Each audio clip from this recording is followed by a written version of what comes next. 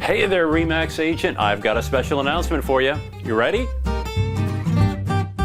Your broker has me coming out to do a full-day video workshop. Now, before you say, Michael, video's too hard, it's too expensive, I don't know what to do. Well, once upon a time, it was all those things.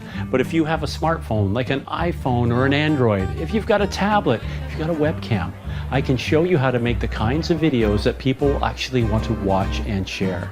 And more importantly, when they watch your videos, they get this feeling like they already know, like, and trust you. So when they pick up the phone to call you, you don't have to push them on all the reasons why they need to be working with you. You just show up and be you. Now, one of the questions you're probably asking, well, Michael, why is video so important? Well, according to the National Association of Realtors, you ready for this one? Almost all buyers start their search online. And when they start their search, what are they looking for? Obviously listings, but they're watching virtual tours, they're watching videos. And the other thing about that is they're auditioning realtors. What? What are you saying, auditioning realtors? Well, think about it. Many buyers have homes they have to sell first.